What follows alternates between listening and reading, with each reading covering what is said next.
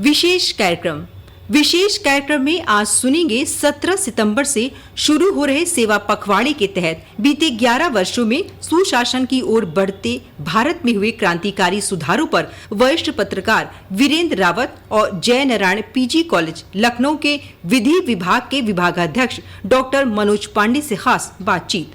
वार्ताकार हैं आकाशवाणी संवाददाता सुशील चंद्र तिवारी।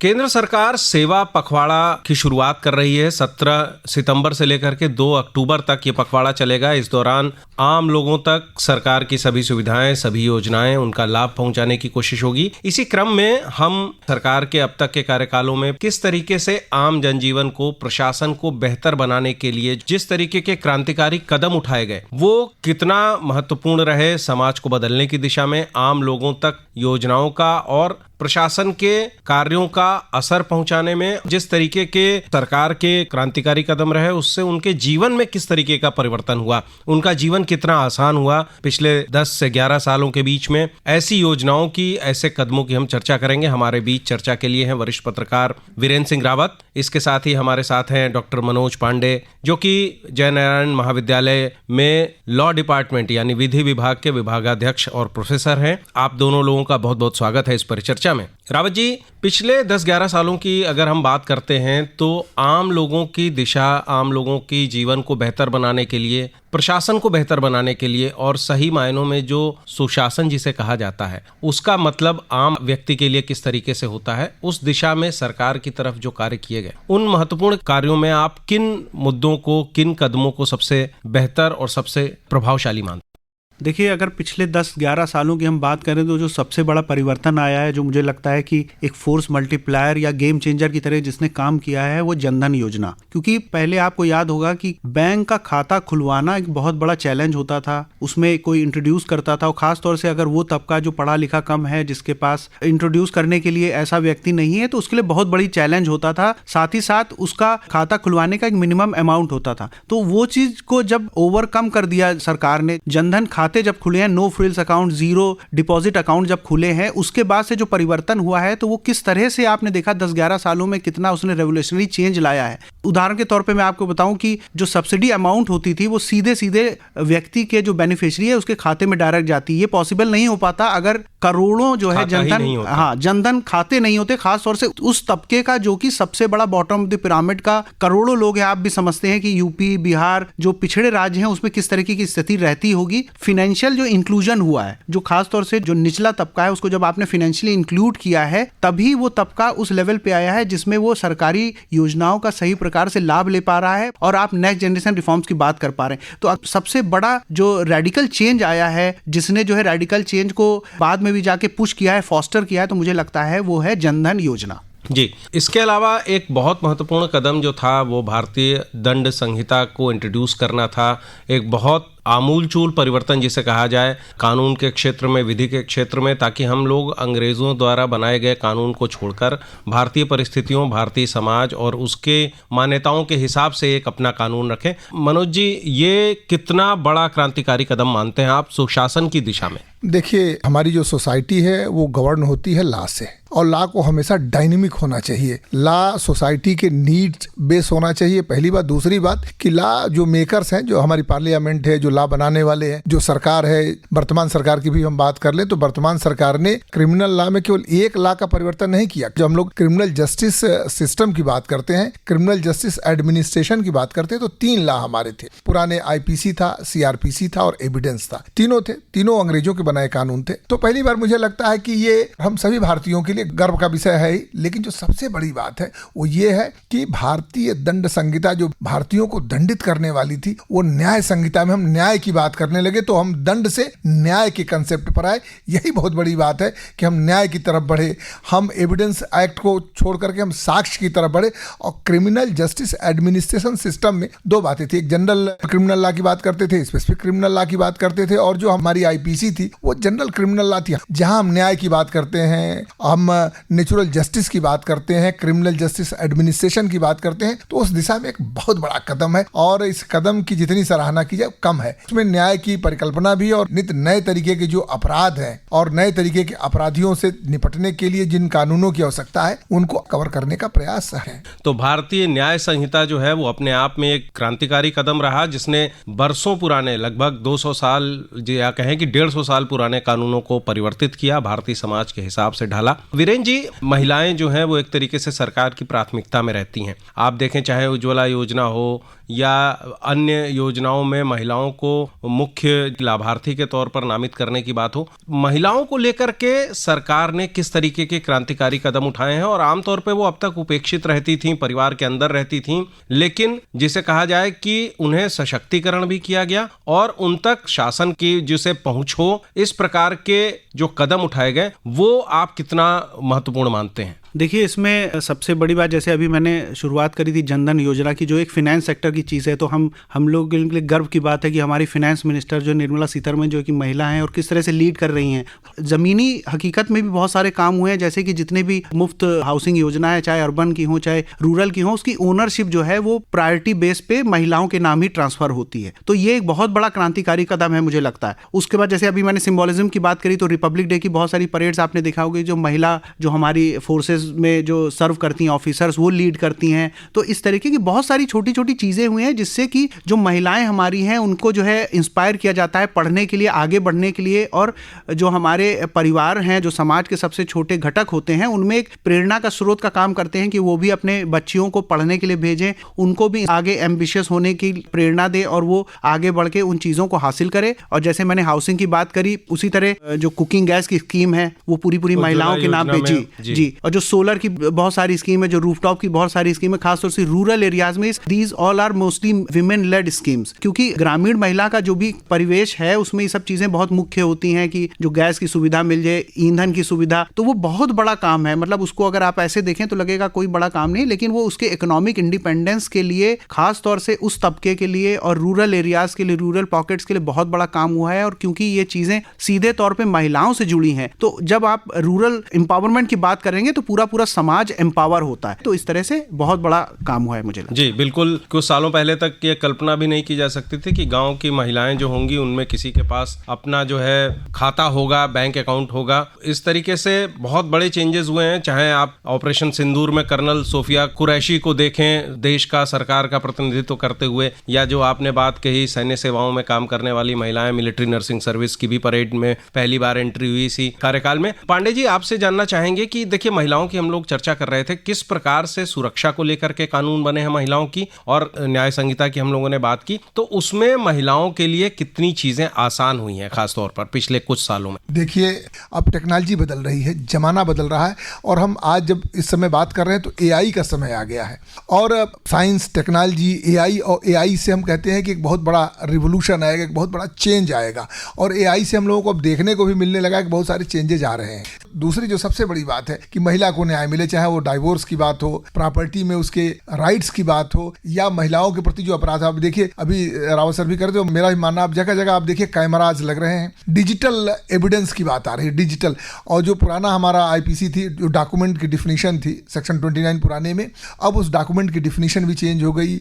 और जो हमारा डिजिटल एविडेंस है, इलेक्ट्रॉनिक एविडेंस है, अब वो भी रिलेवेंट हो गया। और अगर वो बियॉन्ड रीजनेबल डाउट प्रूव हो जाता है तो एडमिसिबल हो जाएगा।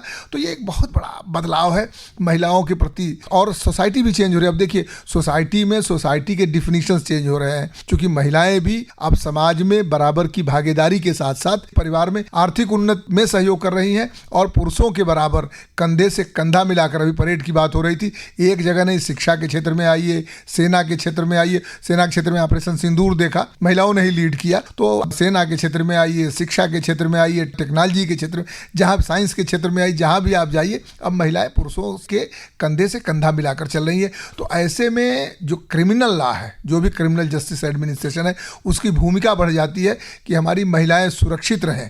बहुत सारी चीज़ें बदली हैं। और क्रिमिनल लॉ में जो समय के हिसाब से, हमने पहले कहा कि लॉ कभी एब्सोल्यूट नहीं हो सकता, भाई पहले हमारे कॉन्स्टिट्यूशन में 370 था, हम पढ़ाते थे कि कोई भी कानून जम्मू एंड कश्मीर में नहीं लागू होगा, तो अब नया लॉ बन गया, तो अब ये अलग से नहीं बताने की जरूरत है कि एक्सेप्ट जम्मू एंड कश्मीर। अब जम्मू एंड कश्मीर भी भारत का हिस्सा हो गया और वर्तमान में जो BNS है वो जम्मू और कश्मीर पर भी लागू है। तो भारत की जो नारी जम्मू और कश्मीर की है वो भी उतना ही सुरक्षित है जितना दूसरे हिस्से की नारी सुरक्षित। जी बिल्कुल सही बात। और रावत जी, हम लोगों ने अभी सर ने भी डिजिटल चीजों को लेकर के काफी बातचीत की। डिजिटल क्रांति जिसे कहा जाए तो पिछले कुछ एक सालों में हम उसको जीवन के हर क्षेत्र में आजकल देख रहे हैं। डिजिटल पेमेंट की अगर आप बात करें तो दुनिया में सबसे ज्यादा डिजिटल पेमेंट जो है वो भारत में होता है। UPI बहुत ही मशहूर जो है पूरे दुनिया भर में जिसकी चर्चा होती है। बहुत सारे देश उस मॉडल को सीखने की कोशिश करते हैं कि कैसे एक रेहड़ी वाले पटरी वाले से लेकर के किसी मल्टीनेशनल स्टोर में भी जाकर के आप UPI के जरिए 5 रुपए 10 रुपए से 5 लाख तक के पेमेंट करते हैं। ये कितना बड़ा एक डिजिटल इंडिया का जो ट्रांसफॉर्मेशन हो रहा है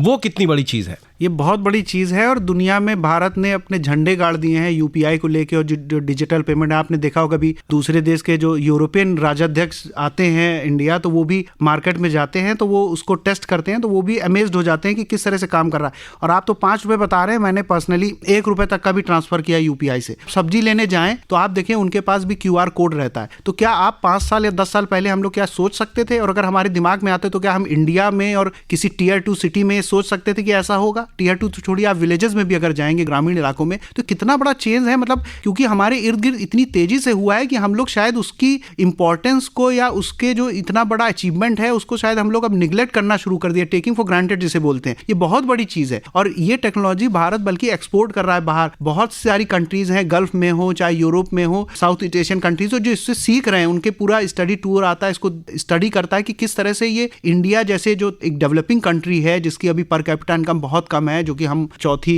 5वीं सबसे बड़ी अर्थव्यवस्था है, लेकिन पर कैपिटा में हम लोग बहुत पीछे हैं। उसके बावजूद ऐसी एक कटिंग एज टेक्नोलॉजी को किस तरह से एक फुल प्रूफ वे में इंप्लीमेंट किया गया है। उसी के साथ जो हमारा आधार का पूरा आर्किटेक्चर है, ये कितना बड़ा है। मतलब दुनिया में ऐसा कोई भी कंट्री नहीं है कि जहां पे इस तरीके का इतने वृहद स्केल पे इसको लागू किया गया है। ऑलमोस्ट नियर फुल प्रूफ है ये, क्योंकि कहीं ना कहीं कोई कमियां रह सकती है। जैसे अभी पांडे जी ने बताया कि कोई भी चीज एब्सोल्यूट नहीं होती है, तो कहीं ना कहीं कुछ एरर्स आते हैं, तो इंक्रीमेंटली सही होता जाता है, लेकिन नियर फुल प्रूफ इसलिए मैं कह रहा हूं। तो ये बहुत बड़ा जो डिजिटल UPI का पूरा आर्किटेक्चर है जो भारत ने बनाया है, ये बहुत बड़ा चीज है और यही एम्पावर कर रहा है। इसने डेमोक्रेटाइज कर दिया है। मतलब अगर आपका एक जनधन अकाउंट है और आपने UPI से लिंक कर दिया तो आपको बैंक जाने की जरूरत नहीं है, आपको पासबुक की जरूरत नहीं है, आपको चेकबुक की जरूरत नहीं है। ये पूरी तरह से पूरा काम करता है। और अगर कोई रिटर्न फाइल करता है, देखिए, तो उसमें भी एक सुविधा है कि आप अपने बैंक अकाउंट से अपने को ऑथेंटिकेट कर सकते हैं।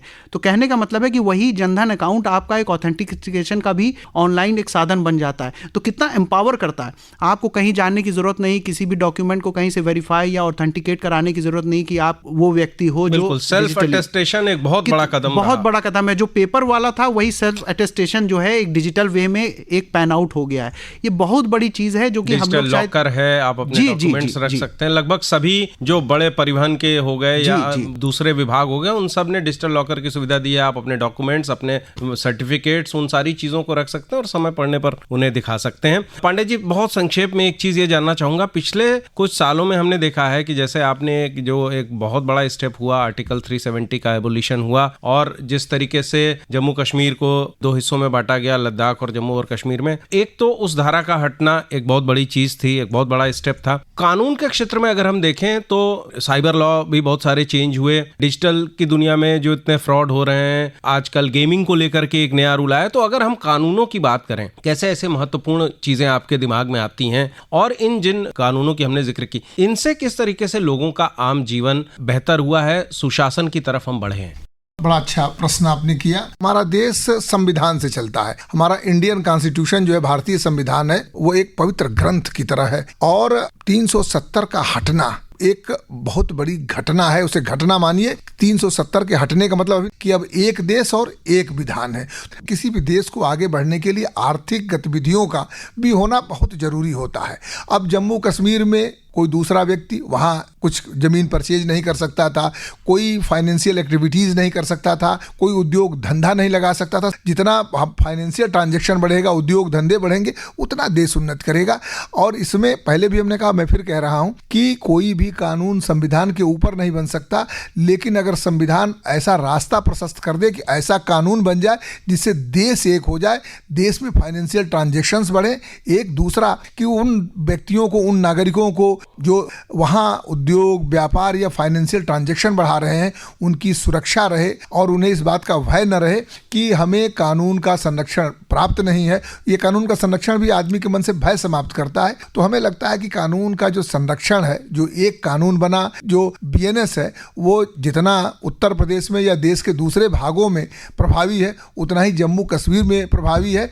और जम्मू कश्मीर में दूसरे जगह से जाने वाले लोग जो आर्थिक गतिविधियों में शामिल होंगे, देश की प्रगति में शामिल होंगे, जब आर्थिक गतिविधियां बढ़ेंगी तो देश की प्रगति होगी, देश की प्रगति में शामिल होंगे तो निश्चित रूप से ये मान के चलिए कि ये एक बहुत बड़ा ही ऐतिहासिक बदलाव के रूप में देखेंगे और देश में आर्थिक गतिविधियां बढ़ेंगी और देश उन्नति के मार्ग की तरफ बढ़ेगा। सबका साथ सबका विकास, जो सुशासन की बात आप कर रहे हैं, तो उसमें हमें लगता है कि यही एक जो स्लोगन है कि सबका साथ सबका विकास, तो उसमें कश्मीर का भी साथ हो जाएगा, जम्मू का भी साथ हो जाएगा और देश के दूसरे हिस्से का भी साथ रहेगा और सबका साथ सबके विकास के साथ साथ देश का भी विकास। जी बिल्कुल। और किसी भी इस प्रकार की चर्चा को तब तक पूरा नहीं समझा जाएगा जब तक सबसे बड़े क्रांतिकारी सुधार यानी कि जीएसटी की चर्चा न हो, क्योंकि टैक्स प्रक्रिया जो है देश में, उसमें सबसे बड़ा सुधार जिसे कहा जाए, जिसके लिए मध्य रात्रि का अधिवेशन हुआ देश में पहली बार, तो वो जो कदम था, हम जानना चाहेंगे कि किस तरीके से उसने जो पूरा टैक्स सिस्टम है रावत जी उसको चेंज किया। और चलते चलते आप अंत में इसका भी एक थोड़ा सा जिक्र कर दें कि जो बड़े प्रोजेक्ट्स हैं जिनसे, क्योंकि कम्यूटिंग जो है वो भी अपने आप में जीवन को आगे बढ़ाने के लिए एडमिनिस्ट्रेशन का और गुड गवर्नेंस का एक पार्ट है। कितनी हमने चिनाब पर ब्रिज बनते हुए देखा, हमने पम्बन पुल जो है वो नया बनते हुए देखा।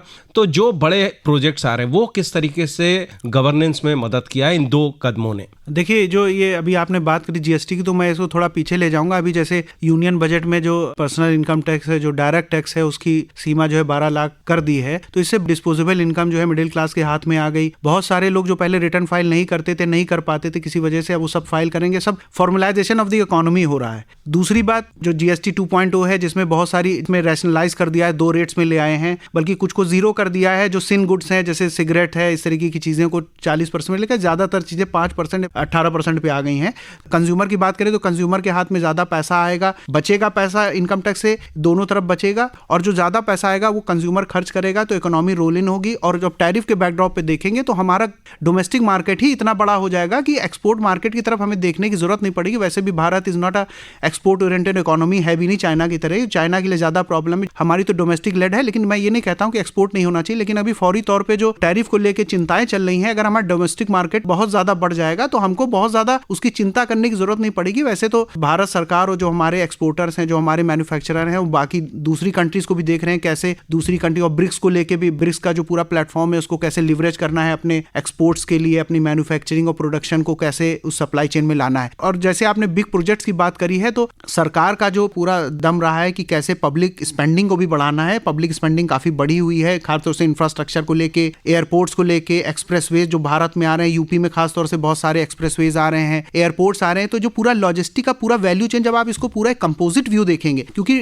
पीस मील में देखेंगे अलग अलग तो उतनी चीजें शायद समझ में नहीं आती। देखिए, मैं एग्जांपल दूंगा, China factory of the world ऐसे ही नहीं बना है, उसने पूरी चीजों को कंपोजिट वे में ले आया है। लैंड रिफॉर्म से लेके, लेबर रिफॉर्म से लेके, इन्वेस्टमेंट से लेके, सब्सिडी से लेके, उसने पूरा एक बुके बनाया है, जिसकी वजह से सारे दुनिया का पैसा वहां के इन्वेस्ट होता है और पूरी दुनिया में वो अपना एक्सपोर्ट। उस चीज पे या उस प्लेटफॉर्म पे या उस लेवल पे जाने के लिए हमको पूरी तरीके का एक होलिस्टिक व्यू देखना पड़ेगा, जिसमें टैक्स रिफॉर्म्स भी होंगे, जिस तरह से इनडायरेक्ट टैक्स जीएसटी को लेके और डायरेक्ट टैक्स जो पर्सनल इनकम टैक्स को हुआ। पब्लिक स्पेंडिंग बढ़ी है, प्राइवेट सेक्टर को भी बहुत सारी इंसेंटिव दिए हैं, नई नई पॉलिसीज आ रही हैं। दूसरे देशों के साथ जो फ्री ट्रेड एग्रीमेंट हो रहे हैं, ये सब पूरे होलिस्टिक व्यू में जब आप एक कॉम्प्रिहेंसिव व्यू देखेंगे तो मुझे लगता है कि भारत बहुत ही एक स्ट्रॉन्ग फुटिंग पे जा रहा है। फास्टेस्ट ग्रोइंग मेजर इकोनॉमी है वर्ल्ड का।